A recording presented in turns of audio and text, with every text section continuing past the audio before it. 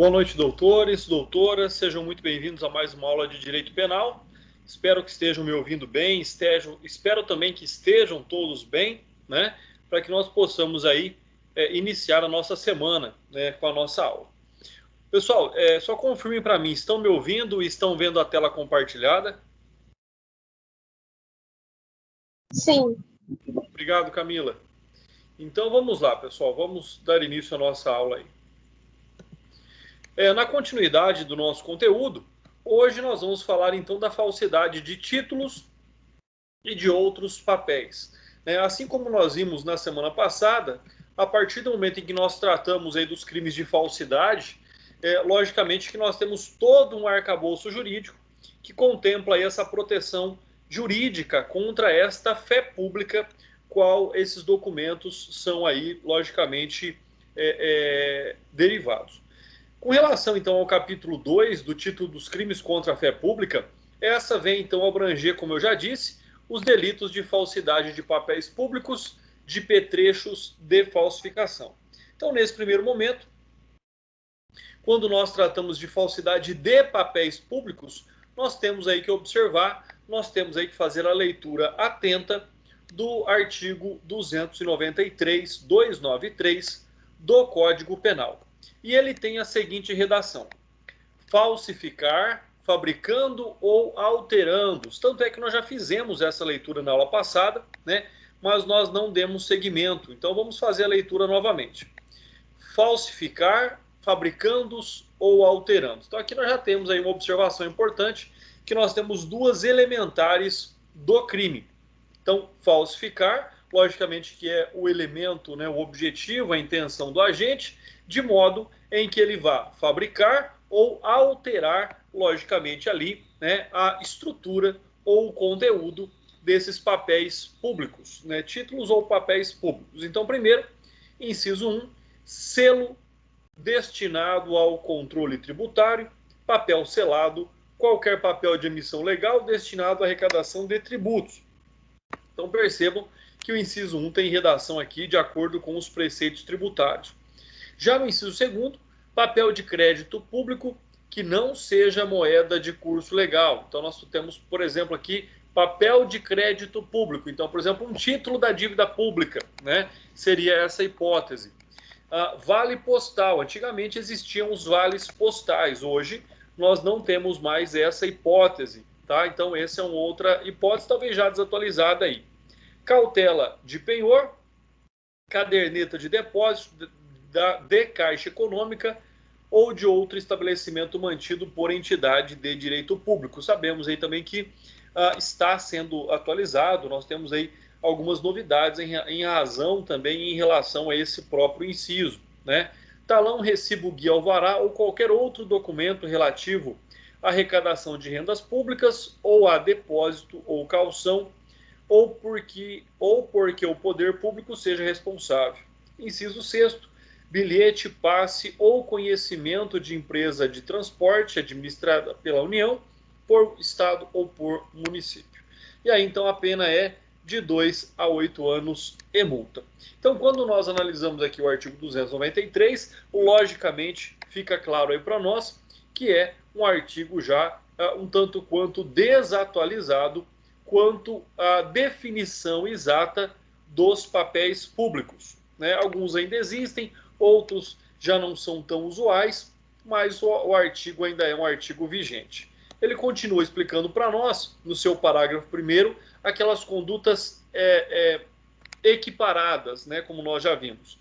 Então, incorrem nas mesmas penas quem? Então, quer dizer que os incisos 1, 2 e 3, né, eles são relativos aí a condutas que não estão diretamente ligadas ao caput deste artigo, mas serão punidas da mesma forma. Inciso 1, né, usar, guardar, possuir ou deter qualquer dos papéis falsificados a que se refere esse artigo. Então não estou falando mais agora do falsificador, estou falando daquele que possui ou detém, né, ou tem a guarda ou utiliza. Necessariamente não foi a pessoa que o falsificou. Importar, exportar, adquirir, vender, trocar, ceder, emprestar, guarda, fornece ou restitui à circulação selo falsificado destinado ao controle de tributos. Importa, exporta, adquire, vende, expõe à venda, mantém em depósito, guarda, troca, cede, empresta, fornece, porta ou de qualquer forma utiliza em proveito próprio ou alheio no exercício de atividade. Então percebam, aqui nós temos algo extremamente importante, somente no exercício de atividade comercial ou industrial, produto ou mercadoria, né? E aí ele vem dizer para nós, então quem atua neste ramo de atividade, e aí vem a linha A, que tenha sido aplicado selo que se destine ao controle tributário falsificado, sem selo oficial nos casos em que a legislação tributária determina a sua aplicação. Parágrafo 2º. Suprimir. Percebam que nós temos aqui um novo elemento subjetivo da conduta. Nós temos uma outra aqui elementar do crime. Suprimir em qualquer desses papéis, quando legítimos, não estou falando então agora aqui de um papel falsificado, estou falando de papel legítimo, com o fim de torná-los novamente utilizáveis, carimbo ou sinal indicativo da sua utilização. Pena de 1 a 4 anos e multa. Então percebam, parágrafo 2º, ele traz uma nova elementar para a prática do crime e ele trata aqui de forma específica dos títulos legítimos. Até agora falávamos de títulos falsificados ou alterados.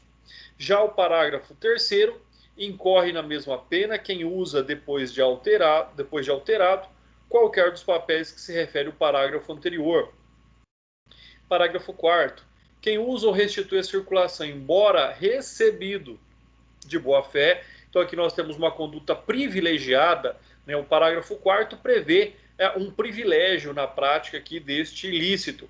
É aquele que recebeu esse título de boa-fé, assim como fez lá atrás, como nós já estudamos com relação ao papel moeda ou moeda metálica, que não sabendo que era falso, descobre e aí então de má fé restitui a circulação. Percebam que a boa-fé está ligada somente ao recebimento.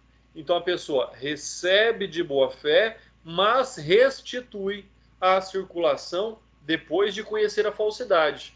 Então aí sim, nesta hipótese, ele tem uma pena amenizada, porque ele recebeu de boa-fé, conheceu a falsidade e restituiu a circulação. Isso significa que esse crime não pode ser praticado de forma culposa. Ou ele melhor, não existe de forma culposa.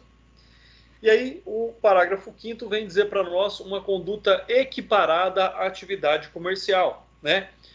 De acordo lá com o inciso 3º. Qualquer forma de comércio irregular ou clandestino, inclusive o exercido em vias, praças e outros logradouros públicos e em residências. Então, mesmo que não seja uma atividade comercial legalmente constituída, também estará aqui inserindo-se na prática desse ilícito. E aí, com base então nessa análise do próprio artigo, é que nós damos aí sequência ao nosso estudo. Então, olha só, a partir desse momento, nós já vimos, e é importante logicamente relembrar aí, que o núcleo deste tipo, ou seja, lá do artigo 293, ele é falsificar. Quanto à falsificação, nós temos as duas hipóteses, que é fabricando ou alterando. Fabricando é criando aquilo que não existe, né? E alterando é modificando as características daquilo que já existe. Com relação a este fabricar ou alterar, nós temos um rol, né? Um rol que é constitutivo desta prática do ilícito. Ou seja, né? Selo destinado ao controle tributário, conforme nós já vimos, papel de crédito público, cautela de penhor e as outras hipóteses, talão, recibo ou guia ou alvará, ou ainda o bilhete, passe ou conhecimento de empresas, conforme o próprio artigo nos traz essa relação.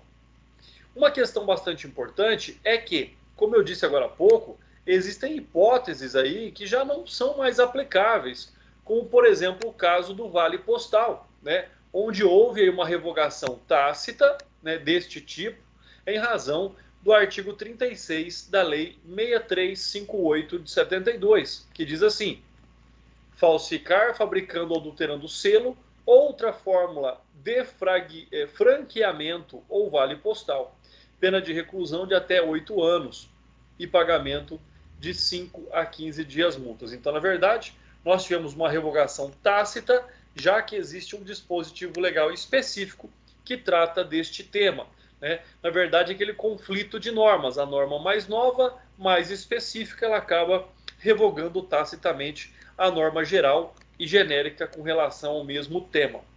O artigo 293, como nós já vimos ainda, ele traz condutas equiparadas, conforme nós vimos lá no parágrafo 1º do artigo 293. Então, lá no parágrafo 1º, nós temos as condutas equiparadas ao caput, ou seja, onde ele vem trazer para nós, então, algumas características diferentes, né, daquilo que diz no caput. Ou seja, aqui eu não estou falando da figura do falsificador, mas daquele que de alguma forma se beneficia, também estando de má fé, também estando aqui imbuído de dolo para a prática do crime.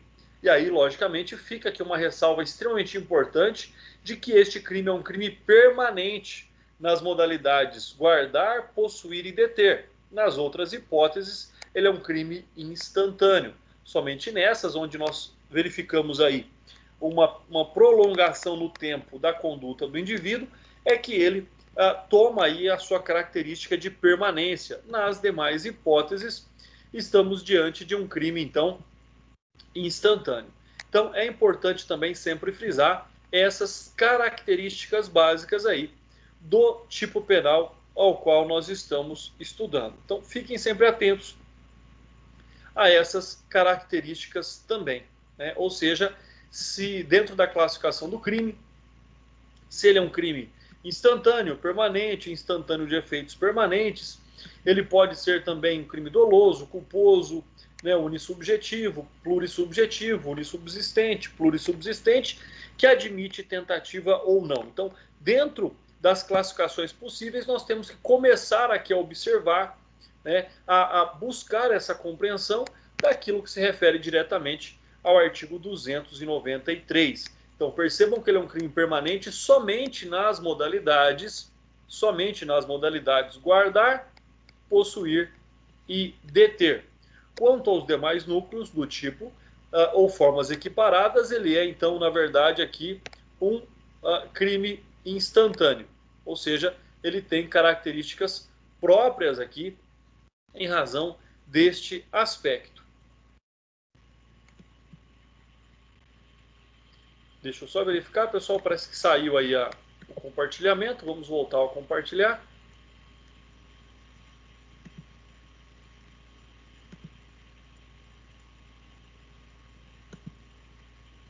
Aí, voltamos.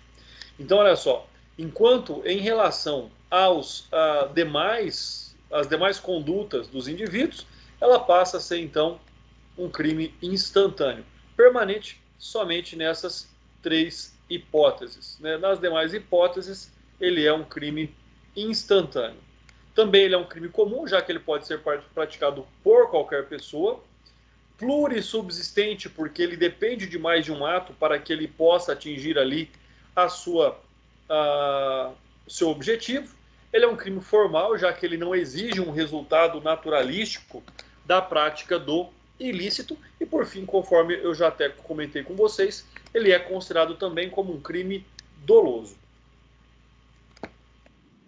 A terceira figura aí que nós já ouvimos também e já até estudamos, ela tem a sua finalidade específica, né, contida aí na terceira figura, ou seja, naquilo que representa para nós o inciso terceiro do parágrafo 1º.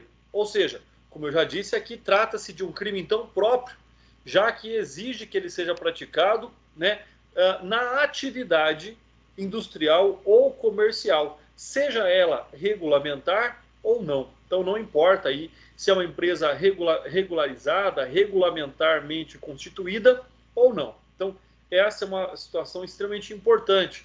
Ou seja, essa conduta é importante também que ela seja praticada no efetivo exercício da atividade comercial ou industrial. Então, efetivo exercício dessa atividade. E o que é que significa, então? Qual é o conceito de atividade comercial? Está lá no parágrafo 5º, né? Ele vem dizer para nós o seguinte, olha, além da atividade comercial ou industrial que nós já conhecemos, qualquer atividade ou comércio irregular ou clandestino, ou seja, informal, também se enquadra aqui, né, para que a pessoa possa ser punida pela prática deste ilícito. Então, o artigo 293, ele tem essa complexidade, ou seja, né, de também punir, de reconhecer, de considerar como atividade comercial, muitas vezes o comércio informal. Quanto às formas complementares, vimos também lá no parágrafo 2º, né, que elas vêm para somar, elas vêm para, de fato, como diz aí, complementar a prática do ilícito. Então ela vem aqui abranger as hipóteses em que poderá também aqui existir a prática deste ilícito. É o que diz lá o parágrafo 2º, né? Quando ele também aqui coloca como finalidade torná-los novamente utilizáveis, ou seja, então aqui ele está falando dos papéis públicos originais, legítimos, que são, na verdade, alterados para que eles possam continuar aqui a produzir os seus efeitos jurídicos. Já no parágrafo 3º, ele vem falar de uma imposição que a lei traz, né, sobre aqueles que usam esses documentos. Então, na verdade, por mais que ele não tenha aqui realizado nenhum tipo de falsificação, se ele está utilizando, se beneficiando desses papéis, nós temos aí então o fato de que se trata de um tipo penal, né, que configura um pós-factum não punível, ou seja, ele é absorvido pelo crime referente à própria supressão. Então, esta conduta de utilizar, na verdade, nós não teremos aqui um concurso material de crimes, né? Nós teremos um concurso formal de crimes, ou seja, ele não vai responder pelas duas condutas, ele vai responder só pela conduta principal, só pelo crime mais grave e não pelo exaurimento, né, da prática daquele ilícito. Então é importante, é fundamental que nós tenhamos também esta concepção. No tocante aqui, né, pessoal, e fiquem à vontade, tá? Eu vou seguindo a aula, mas qualquer dúvida, qualquer necessidade de explicação sobre o mesmo fato, fiquem à vontade aí para a participação de vocês. Com relação, então, a essa forma privilegiada, ou seja, aquela hipótese em que a pessoa recebe o papel de boa-fé, e aí ele passa a conhecer, então, a falsidade. E, de alguma forma, ele continua, ele coloca esse papel ali em circulação de algum modo. Então, ele inicialmente está de boa-fé, ele toma conhecimento aqui do fato, ele se torna uma pessoa de má-fé, e estando de má-fé, ele pratica o ilícito. Por isso que se chama de forma privilegiada, porque, na verdade, ele só deu sequência àquilo que ele inicialmente não tinha conhecimento. Então, é extremamente importante nós sabermos que existe uma forma privilegiada, o que não admite também aqui, nesta hipótese, a prática do crime na sua modalidade culposa. O artigo 294, ele vem falar então dos petrechos, ou seja, de tudo aquilo que é utilizado para a falsificação. É importante dizer que quando nós tratamos da punição para aqueles que têm os petrechos, ela abrange tanto aqueles que têm ou utilizam, e aí eles são absorvidos pela prática da própria falsificação, aqueles que não estavam em uso, né? Eles também são punidos simplesmente pela pessoa possuir ou guardar aqui esses petrechos. Logicamente que nós temos que compreender que são petrechos de falsificação, ou seja, na sua essência eles são ilícitos. Não é uma coisa lícita que qualquer um pode ter e aí ela é utilizada também para a prática do ilícito. Não, eles são, por essência, petrechos destinados exclusivamente à falsificação. Então fica aí também esta ressalva. Eles são ilícitos pela sua própria essência. Por isso que se pune o indivíduo em razão de estar utilizando ou de somente guardá-los, né? O artigo 294 diz que fabricar, adquirir, fornecer, possuir ou guardar objeto especialmente destinado, então percebam, vamos até colocar em vermelho aqui, especialmente destinado à falsificação de qualquer dos papéis referidos no artigo anterior. Então, essa especificidade na sua essência é o que garante aqui a punição daqueles que os detêm, né? Pena de reclusão de 1 a 3 anos e multa. Logicamente, eu tenho que dizer novamente aqui, né, que o nosso sistema punitivo nacional é um sistema punitivo muito brando sobre esses aspectos, né? São penas irrisórias, são penas insignificantes, dada a gravidade e as consequências da sua conduta. E aí nós temos o conceito do que seria, então, né, dentro ali das elementares do crime, né? Nós temos fabricar, adquirir e fornecer e possuir e guardar objeto.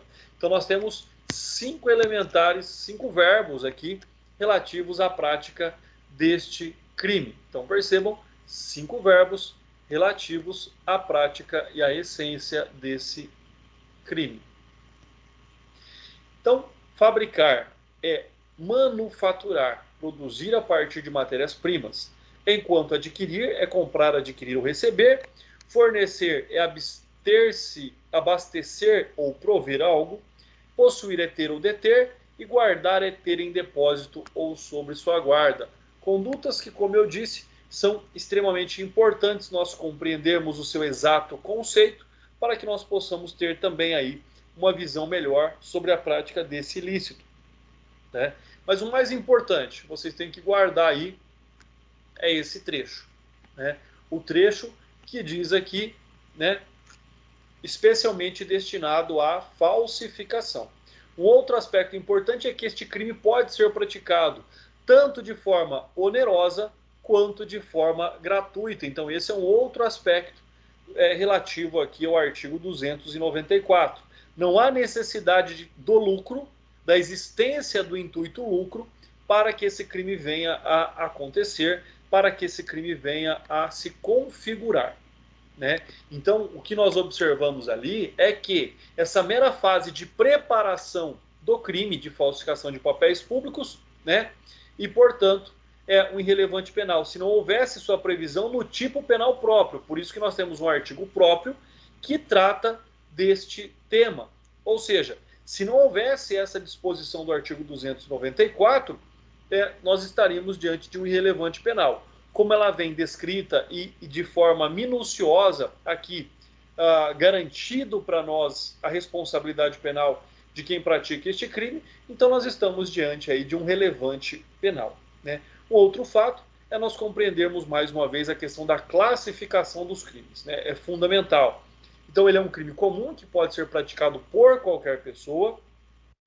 Ele é um crime plurissubsistente, né? Porque ele depende de mais de um ato para que ele venha se configurar. Então ele admite aqui a tentativa.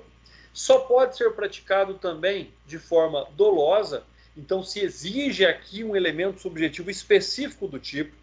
Ele é um crime formal porque não exige aqui um resultado naturalístico, né, para a sua consumação. E como nós já vimos, ele é um crime permanente no tocante aqui às modalidades possuir e guardar, tá? Então, sobre essas duas modalidades, ele é permanente. Nas demais, ele é, então, instantâneo. Ou seja, né, vamos aqui até mostrar isso melhor. Quando nós falamos em possuir e guardar, então nós temos que, quando nós tratamos do possuir e guardar, ele vem tratar para nós que, cadê? Aqui, ó, possuir e guardar é permanente, enquanto fabricar, adquirir e fornecer é instantâneo. Então, vamos até fazer a ressalva aqui. Aqui ele é permanente, aqui ele é instantâneo.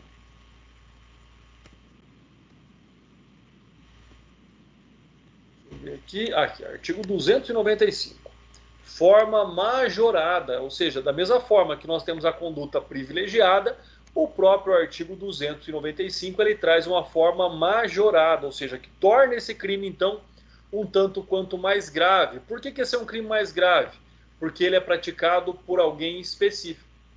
Ou seja, a partir do momento em que o crime anterior, né, ou os crimes anteriores, vamos pensar assim melhor, dentro deste capítulo, são praticados por agentes públicos, logicamente que ele tem que ser punido de uma forma exemplar, ele tem que ser punido de uma forma mais grave. Então a pena dele é aumentada da sexta parte, ou seja, de um sexto da pena, em razão dele ser funcionário público. Então este é um critério bastante importante. Uma outra questão é que a majorante tem como fração fixada pelo legislador de 1/6 da pena, aplicando-se, portanto, nos crimes tratados nos artigos 293 e 294 do Código Penal. Então, a majorante tanto funciona para as condutas praticadas por funcionários públicos, aqui nos artigos 293 e 294 do Código Penal. Pessoal, até aqui tudo bem? Tem alguma dúvida? Tudo bem, né? Maravilha, obrigado aí pela resposta. Bom, pessoal, vamos falar agora aqui da falsificação documental. Talvez seja aquela que nós mais aí observamos na prática. Ela vem tratada no capítulo 3, título 10, aqui do Código Penal, quando fala então de falsidade documental. Quando nós falamos de falsidade documental, né, ela está ali relativa à falsificação de selo ou sinal público, falsificação de documento público, falsificação de documento particular, abrangendo a falsificação de cartão, falsidade ideológica, falso reconhecimento de firma ou de letra, certidão, atestado ideologicamente falso, falsidade material, atestado ou certidão, falsidade de atestado médico, que nós veremos aí no artigo 302, reprodução ou alteração de selo, peça filatélica, né, a filatelia são selos postais, uso de documento falso e supressão de documento. Então nós temos aqui, né, uma quantidade enorme de documentos que são considerados como documentos objeto aqui do estudo do capítulo 3, do título 10. Então é importante dizer, né, que nós vamos começar aí a falar do falsificação de selo ou sinal público. Está lá, então, na redação do artigo 296. E o artigo 296 segue a mesma regra. Falsificar, fabricando ou alterando. Já vimos o conceito. Selo público destinado a autenticar atos oficiais da União, Estado ou município. Então é importante lembrar, é importante dizer aí que são aqueles selos que garantem o reconhecimento do ato por um ente público legalmente constituído. Então esse é um outro aspecto que nós temos que observar. Selo ou sinal atribuído por lei à entidade de direito público ou à autoridade ou sinal público de tabelião. E aí nós temos as condutas, pena de reclusão de 2 a 6 anos e multa. Nas condutas equiparadas, né, nós temos quem faz uso de selo ou sinal falsificado, então não é quem falsificou, é quem está utilizando.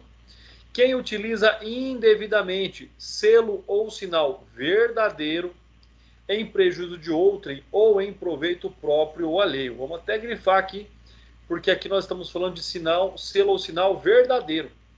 Inciso 3º, quem altera, falsifica ou faz uso indevido de marcas, logotipos, siglas ou quaisquer outros símbolos utilizados ou identificadores de órgãos ou entidades da administração pública. E se o agente é funcionário público e comete o crime prevalecendo-se de cargo, também tem aí aumentado a sua pena da 6ª parte. Para vocês terem uma ideia do que nós estamos falando aqui, vou dar um exemplo.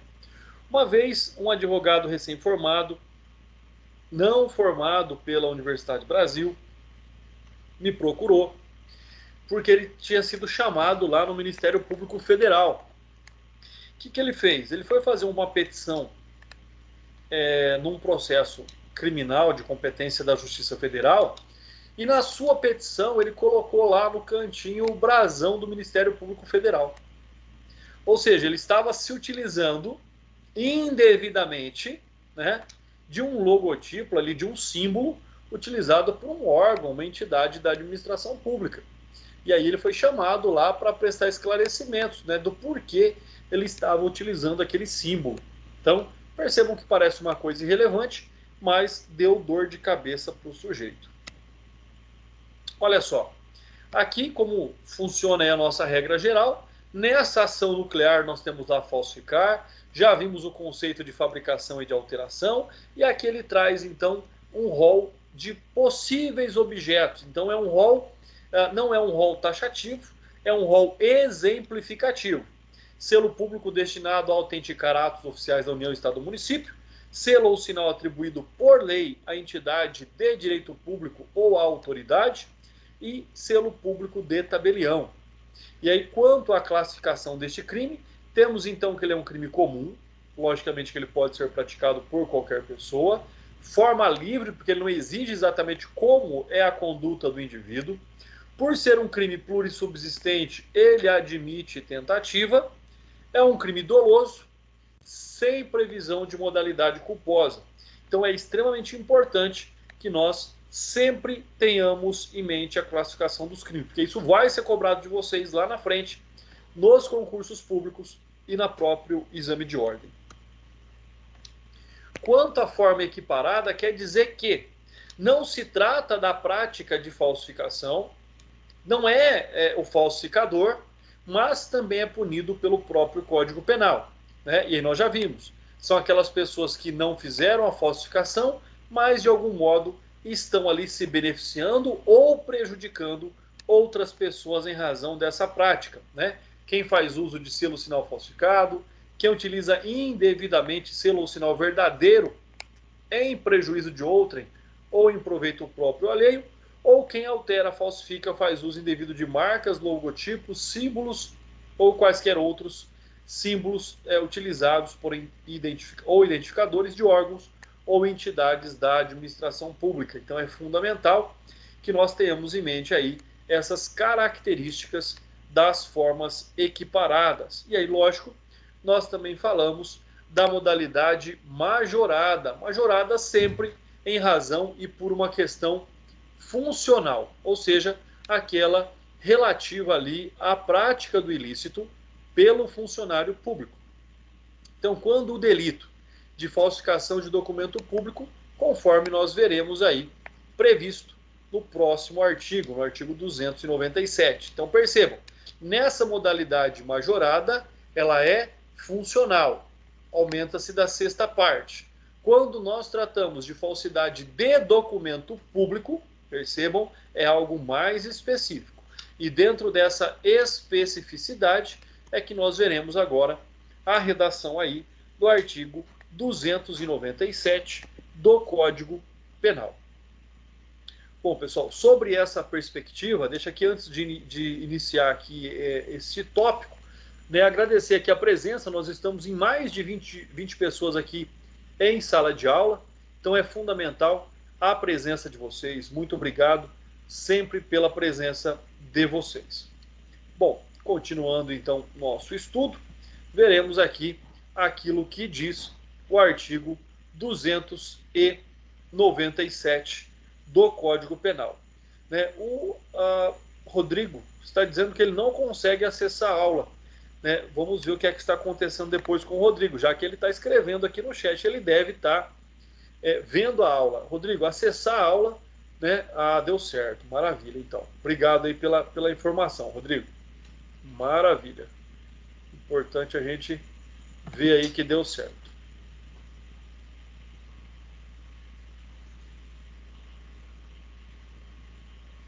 Bom, continuando então, Rodrigo, depois a aula está gravada, se você perdeu algum detalhe aí, você pode rever posteriormente. O artigo, então, 297, ele traz de forma específica falsificação de documento público. Falsificar no todo ou em parte documento público ou alterar documento público verdadeiro. Lembrando que nós temos dois tipos de falsidade: a falsidade material e a falsidade ideológica. Né? A falsidade material é aquela que diz respeito à própria estrutura do título do documento, enquanto nós falamos da falsidade ideológica, é aquela que diz respeito ao conteúdo, às informações contidas ali naquele documento público. Então, uma é em razão da sua própria constituição, a outra é em razão da alteração das informações nela contida. Diz então aí o artigo 297, falsificar, este então aí é o nosso, vou botar uma cor mais clara, este aí então é o nosso núcleo do tipo, né, o nosso elementar do crime. falsificar no todo ou em parte documento público ou alterar documento público verdadeiro. Então, se falsificar aqui, ele é relativo a um documento falso, enquanto alterar é relativo a um documento verdadeiro. Pena de 2 a 6 anos e multa. Parágrafo 1º. Se o agente é funcionário público, vocês sabem que aí a pena é aumentada da sexta parte, é uma regra geral para o tema que nós estamos estudando. Parágrafo 2º. Para os efeitos penais, equiparam-se a documentos públicos o emanado de entidade paraestatal, o título ao portador ou transmissível por endosso, né? No caso aqui, vamos pensar o cheque. As ações de sociedade comercial, livros mercantis ou testamento particular. Parágrafo 3º. Nas mesmas penas incorre quem insere ou faz inserir. Então percebam que aqui nós estamos falando também de um título verdadeiro, já que ele inseriu ou fez inserir alguma informação, né? E aí nós estamos falando então de forma concreta sobre a falsidade ideológica. Então aqui, na verdade, ele também é relativo à falsidade ideológica. Primeiro, na folha de pagamento ou de documento de informação que seja destinado a fazer prova perante a Previdência Social, pessoa que não possua a qualidade de segurado obrigatório, na carteira de trabalho e Previdência Social do empregado, ou em documento que deva produzir efeito perante a Previdência Social, declaração falsa ou diversa da que deveria ter sido escrita, em documento contábil ou qualquer outro documento relacionado com as obrigações da empresa perante Previdência Social, declaração falsa ou diversa da que deveria ter constado.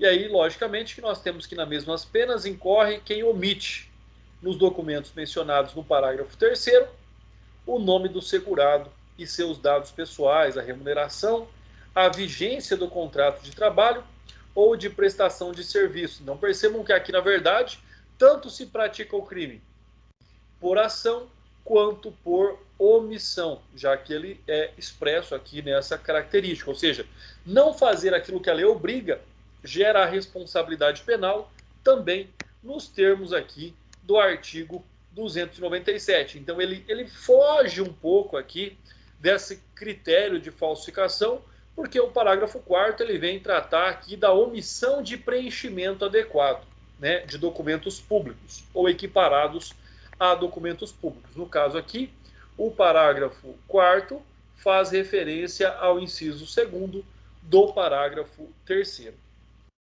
Então, tanto pode ser praticado por ação quanto por omissão.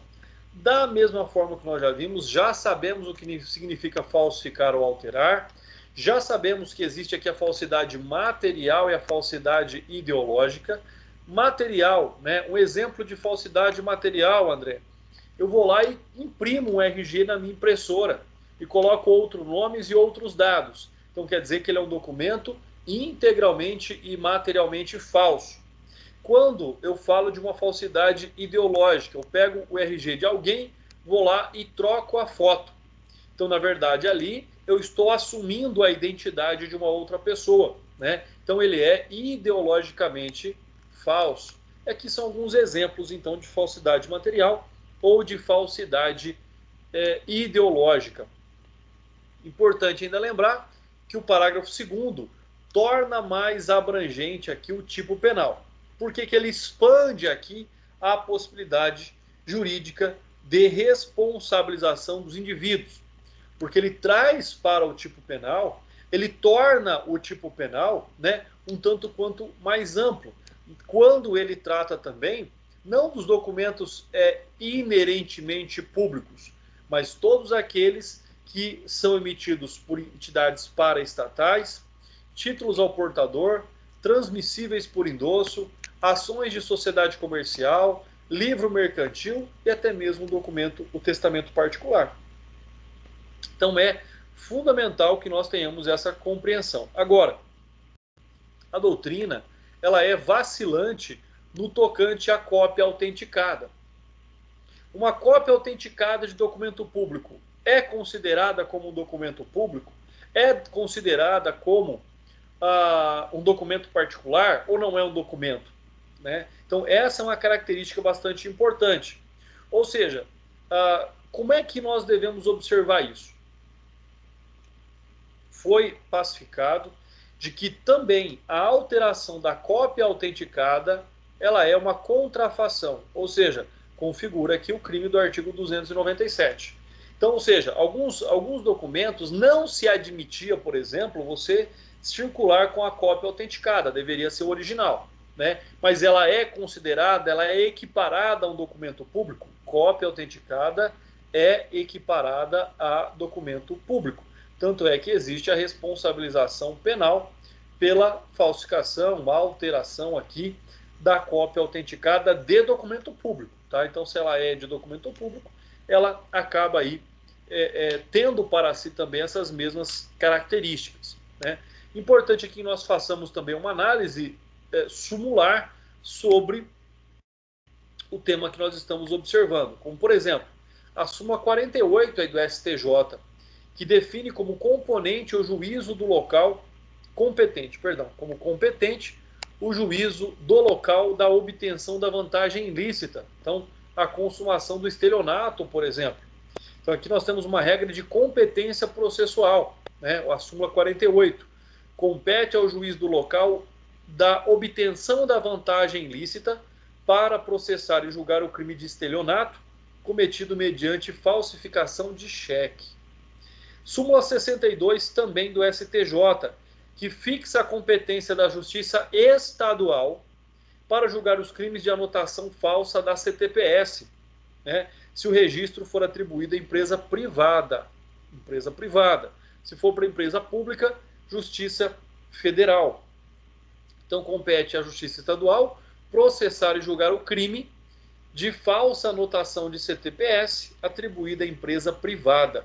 Mais uma vez, se for empresa pública ou empresa de economia mista, terá competência ali a Justiça Federal e não a Justiça Estadual.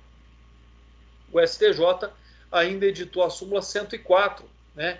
Nós vimos aí, ó, súmula 48, súmula 62 e súmula 104, que diz: compete à Justiça Estadual o processo e julgamento de crimes de falsificação e uso de documento falso relativo a estabelecimento particular de ensino. Então, por exemplo, a falsificação aí de diplomas, né, falsificação de históricos. Então, também é da competência da Justiça Estadual este crime. Vamos lá para mais uma súmula. Na verdade, agora é um enunciado do STJ, né? Enunciado 107. Compete à Justiça Comum processar e julgar crime de estelionato praticado mediante falsificação de guia de recolhimento das contribuições previdenciárias quando não ocorrente lesão à autarquia federal. Então, se a autarquia federal não for lesionada, compete aí à Justiça Estadual. Quando houver prejuízo ou dano à autarquia federal, André, o que é uma autarquia federal? No caso aqui, a autarquia federal descrita para nós é o INSS, Instituto Nacional de Seguridade Social, né? E nós temos um acórdão aí que fala sobre o tema, que fica aí para vocês observarem depois, um acórdão do STJ. Aqui nós temos também uma outra decisão do STJ, vocês podem aí estar analisando posteriormente essas jurisprudências. O artigo 297 também aqui garante e prevê a forma majorada, ou seja, quando, nós já vimos, for funcionário público, terá uma pena aumentada da sua sexta parte. Formas equiparadas, ou seja, não são, na verdade, não compreendem ali aquilo que diz o caput do artigo 297, mas são extremamente importantes. Né? São importantes por quê? Porque elas vão, como nós já vimos, ampliar os efeitos do artigo 297, quando ele vai falar lá da folha de pagamento, da própria carteira de trabalho ou de documentos contábeis, também são considerados para esses efeitos como documentos públicos. Tá?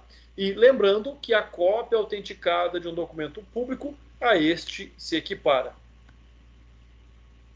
Vamos falar aqui da falsidade ideológica, né? Quando nós tratamos da falsidade ideológica, nós estamos tratando da mudança de identidade, de informação, né, a quem se refere aquele documento. Então, esse é um fato extremamente importante. O caso é de falsidade ideológica, pois diz respeito ao conteúdo do documento. Então, percebam, quando se tratar de conteúdo, falsidade ideológica. Quando se tratar da estrutura física do documento, falsidade material. E aí vocês nunca mais vão errar isso. Conteúdo, identidade, estrutura física, material. Tá? O parágrafo 4º ainda do artigo 297 prevê a prática deste crime de forma omissiva. Então é um ponto, é um aspecto extremamente importante também quando nós tratamos. Então ele tanto permite a prática de forma comissiva quanto de forma omissiva. Então, nesta modalidade que nós estamos observando, ele é um crime omissivo, é um crime puro e não admite tentativa. Por quê? Se ele é um crime omissivo, ele não é composto de vários atos, né? Crimes omissivos, eles não admitem tentativa, são crimes unissubsistentes. Ou você se omite, ou você não se omite. É diferente de você praticar uma falsificação, em que pode sim haver a tentativa, porque a falsificação não ali reflete a prática de um único ato. Então nós temos essa perspectiva também. Já nos crimes, no caso e nesta hipótese, omissivo, né, ele não admite tentativa. Ou praticou ou não praticou este ilícito. Falsificação de documento particular, está lá no artigo 298. Então aqui a diferença, na verdade, é só a origem, quem é que elaborou, quem é que criou esse documento, pessoal. É só essa a diferença. Quando nós tratamos aí de documento particular, o objeto material é o documento particular, né? Olha só, o tipo penal é bem parecido. Só que enquanto no artigo 297 o documento é público, aqui ele é particular. De resto, ele segue a mesma regra. Né? Falsificar no todo ou em parte documento particular ou alterar documento particular verdadeiro, pena de 1 a 5 anos e multa. Tá? Continua sobre as mesmas regras. Né? Só é importante dizer que a conduta típica ela é falsificar, como nós já vimos, no todo ou em parte. Além disso, né, de forma expressiva aqui tem que ser um documento particular para que possa aqui existir a prática do ilícito. Quanto à sua classificação, ele é um crime comum, né, podendo ser praticado por qualquer pessoa. Formal porque não exige um resultado naturalístico. Ele é doloso, sem a exigência de qualquer elemento subjetivo especial, ou seja, somente o ato de falsificar. Não precisa ser falsificar para alguma coisa. Olha, eu ia falsificar para enganar, por exemplo, uma pessoa, mas eu não enganei. Não importa, já houve falsificação, não há a necessidade da prática do desejo futuro. Não se pune a conduta praticada por negligência, imprudência ou imperícia, porque ela seria, como vocês sabem, uma conduta culposa, né? Imprudência, imperícia e negligência são aqui os elementos estruturais da culpa, então ele não pode ser punido. Ele é um crime plurissubsistente, e aí, por ser plurissubsistente mais de uma conduta, admite-se então a forma tentada. Falsificação de cartão. Parágrafo único do artigo 298. Ao incluir como objeto material o cartão de crédito ou débito, dando a essa figura o nome em juris diverso, o de falsificação de cartão. Então, olha só, nós temos o crime próprio de falsificação de cartão de crédito ou de débito. Parágrafo único, conforme nós já vimos do artigo 298. Para fins do disposto no caput, equipara-se a documento particular o cartão de crédito ou débito. O cartão, ainda que não seja propriamente um documento, ele é equiparado para fins de proteção penal por previsão expressa anteriormente, porém, já havia esta interpretação. Né? E você fala, André, como é que falsifica esse cartão? Né? Por meio da clonagem. E aí, olha só um fato. Recentemente uma pessoa me ligou de São José do Rio Preto, dizendo que o irmão teria sido preso lá no Paraguai, ou na Bolívia, não lembro agora, por ter utilizado um cartão de crédito clonado. Parece que a pessoa tinha o hábito aí já de praticar esse crime, né? E aí foi uma vez lá, acho que foi na Bolívia, acho que foi, não, foi no Paraguai. Foi lá no Paraguai, comprou o uísque e veio embora. Passou o cartão clonado. Daí uns dias voltou na mesma loja para comprar novamente com cartão clonado e foi preso lá no Paraguai, né? Então percebam, essa conduta ela é praticada por meio desse procedimento de clonagem. Bom, vamos lá para falar de forma específica então da falsidade ideológica. Vamos entender, vamos compreender o que é que significa, né? O que é de fato aí a falsidade ideológica. Como nós já vimos, é com relação à informação. Olha só o que diz aí então o artigo 299 do Código Penal. Omitir em documento público ou particular declaração que dele devia constar, então é um crime omissivo. Ou nele inserir, passa a ser um crime então comissivo, ou fazer inserir declaração falsa ou diversa da que deveria ser escrita, com o fim de prejudicar. Então existe aqui uma finalidade específica do crime, é um dolo específico. É o dolo de causar prejuízo a direito, criar obrigação ou alterar a verdade sobre um fato juridicamente relevante. Então, olha como esse artigo ele é complexo. Porque, olha só, inicialmente ele é um crime omissivo, pode também ser um crime comissivo, né? Estamos falando aqui de documento particular, estamos falando ainda que ele tem um dolo específico. Fim de, vamos contornar só a palavra, ó, fim de. Então ele tem um fim específico, um dolo específico de prejudicar, criar ou alterar a verdade sobre fato juridicamente relevante. Então prejudica o direito de alguém, cria uma obrigação ou um direito para alguém que não tem, ou altera a verdade sobre os fatos. Então este é um artigo extremamente complexo, tá? Parágrafo pena, reclusão de 1 a 5 anos e multa se o documento é público, reclusão de 1 a 3 anos e multa se o documento é particular. Então eu posso ter tanto a falsidade ideológica ainda sobre os documentos públicos, quanto sobre os documentos particulares. E aí a pena também é diferente. Ela é de 1 a 5 se for público, e ela é de 1 a 3 se ele for particular. Então isso demonstra também a importância, né, da fé pública, tanto dos documentos públicos quanto dos documentos particulares. As figuras típicas nós já vimos, né? Omitir, inserir, fazer inserir ou fazer inserir também dentro de uma outra perspectiva.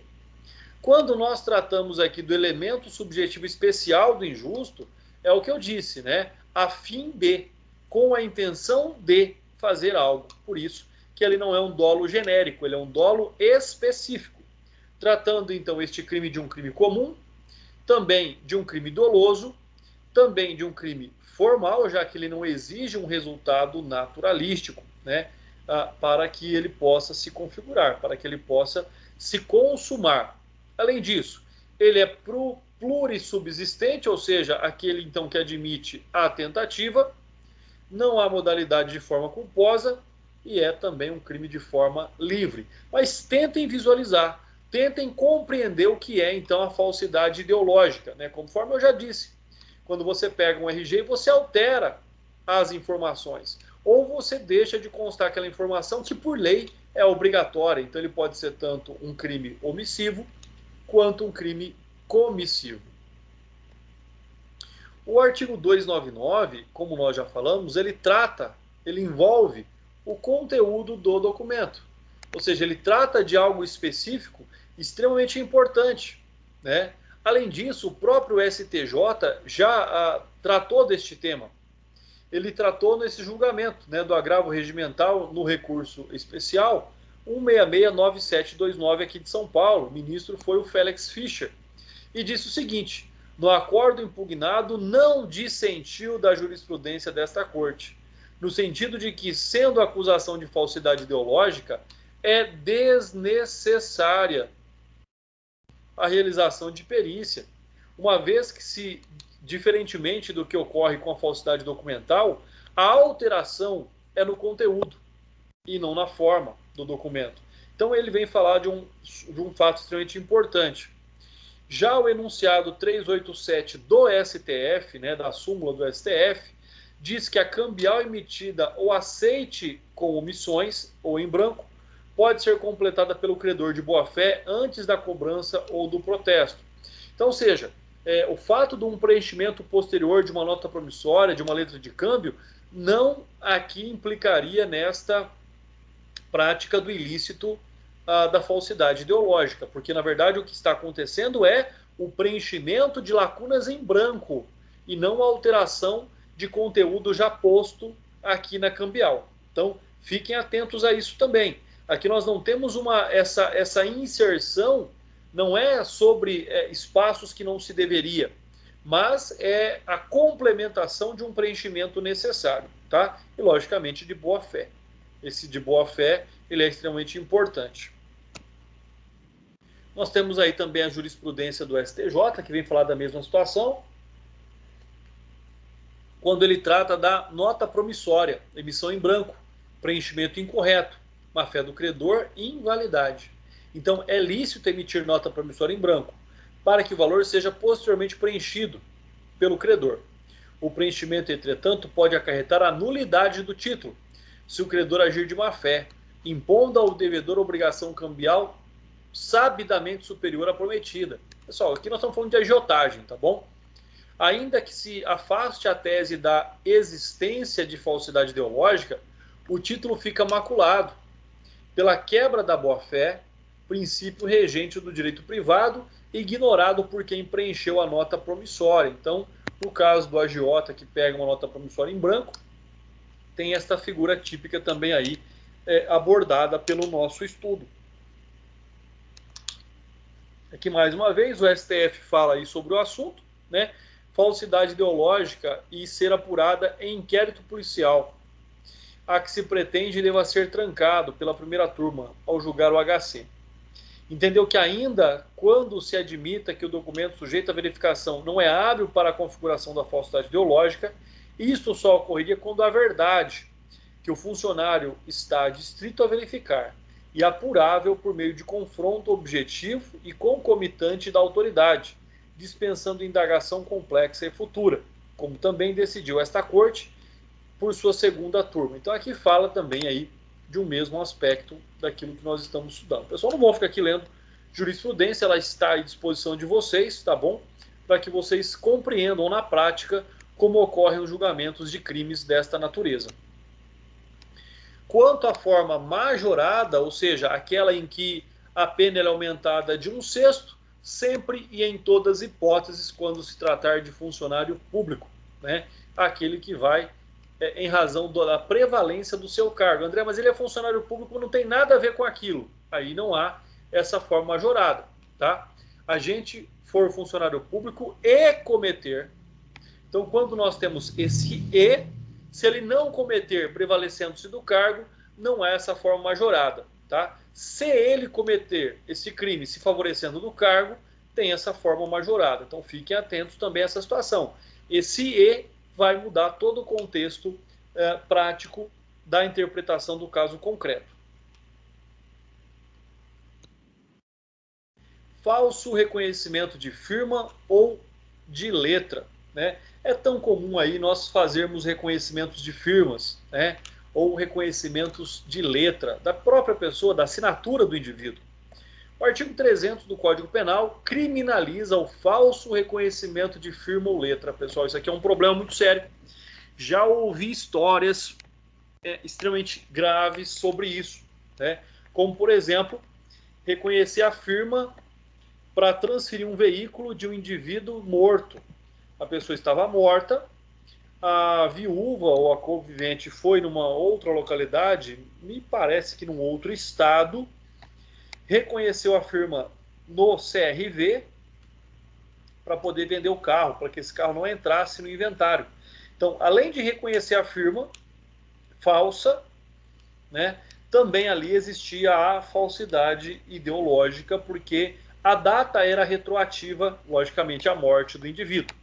Então, tanto você precisa colocar uma data que não corresponde à verdade, como se reconhece a firma de uma assinatura que não é exatamente da pessoa proprietária, no caso lá deste exemplo do veículo. Né? Não sei se teve denúncias, não sei se foi apurado, mas eu sei de fatos que acontecem aí dessa forma. Então fica aí essa ciência sobre esse fato. E o artigo 300 diz, então, reconhecer como verdadeira no exercício de função pública, firma ou letra a que não seja. Pena, reclusão de 1 a 5 anos e multa se o documento é público. De 1 a 3 anos e multa se o documento é particular. Regra segue a pretensão punitiva do artigo anterior, do 299. Segue-se a mesma regra ali. Bom, o que nós temos aqui de importante a falar? Primeiro, o fato de que o crime é um crime próprio. Não é qualquer pessoa que tem capacidade ou competência para o reconhecimento desta firma. Então ele é um crime funcional e no exercício da função pública, tá? Porque senão o crime em tese nem existe. Uma outra questão importante aqui a que nós possamos observar é que essa conduta típica de reconhecer é atestar a verdade. Né? Então ele está atestando que naquela data aquela pessoa, por exemplo, assinou aquele documento, independentemente de qual seja aí o documento. Para que nós possamos compreender, ele é um crime de forma livre, sendo que o NUT discorda, e eu concordo com a discordância do NUT. Por quê? Porque, na verdade, ele não é um crime de forma livre, ele é um crime de forma vinculada, mediante o reconhecimento de uma firma, de uma letra, sobre um determinado aspecto. Tá? Então, ele é um crime doloso, não exige ali um elemento subjetivo, ele é plurissubsistente, tá? Porque ele é fracionado em atos subsequentes, e ele é punível a conatos, né? Ele é punível pela prática do ato.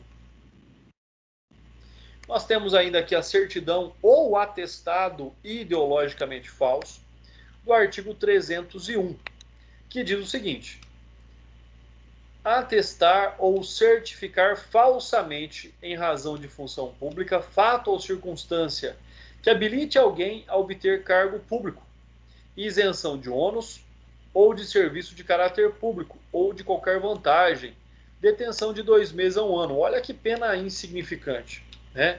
Certidão ou atestado ideologicamente falso. Atestar ou certificar, em razão de função pública, fato ou circunstância que habilite alguém a obter cargo público. Então percebam, aqui também é um crime comissivo, também é praticado por um funcionário público, com um dolo específico de habilitar alguém a obter um cargo público. Então, atestar, afirmar ou provar algo oficialmente, certificar é afirmar por escrito uma veracidade, lógico, sempre em razão de uma função pública. Parágrafo 1º. Falsificar no todo ou em parte atestado ou certidão, ou alterar o teor de certidão ou de atestado verdadeiro, para prova de fato ou circunstância que habilite alguém a obter cargo público, isenção de ônus ou serviço de caráter público. Então eu falo assim, André, me dá um exemplo de que certidão é essa? Certidão de antecedentes criminais. Né? Seria um exemplo aí. Né? A pessoa tem que apresentar uma certidão negativa e, na verdade, ela tem lá as suas inserções e alguém, então, altera ou falsifica para que a pessoa apresente esse documento e possa aí obter a posse num cargo público. Ele é um crime comum na finalidade e na falsidade material de atestado ou certidão, podendo ser praticado por qualquer pessoa.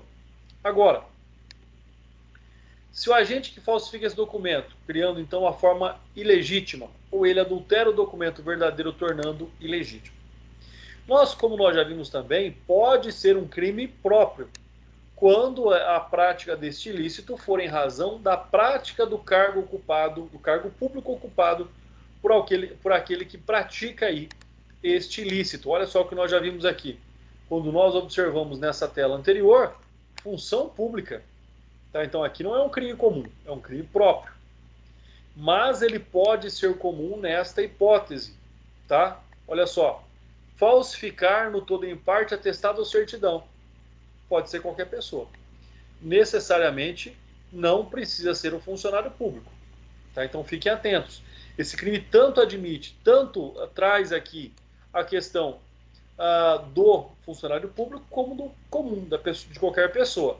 O César Bittencourt também nos explica que este crime ele possui um elemento subjetivo especial, um dolo específico, né? Que se traduz ali na vontade do agente. Particularmente eu entendo que não é de forma livre, ele é de forma vinculada. Parágrafo 2º, se o crime é praticado com o fim de lucro, aplica-se também a pena privativa de liberdade e a de multa.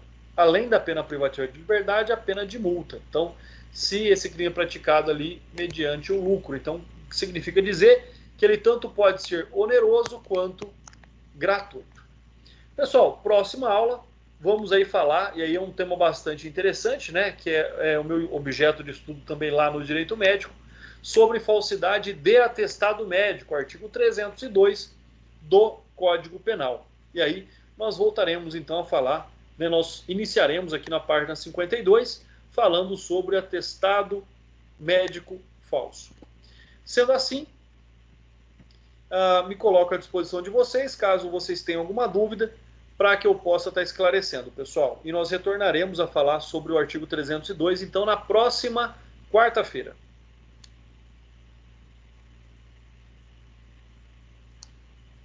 Sem dúvidas, professor.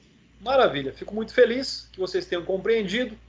Um forte abraço a todos, bom descanso, vocês têm mais aulas ainda, né? Boa aula para vocês. E até amanhã, pessoal. Boa noite. Boa noite. Até amanhã.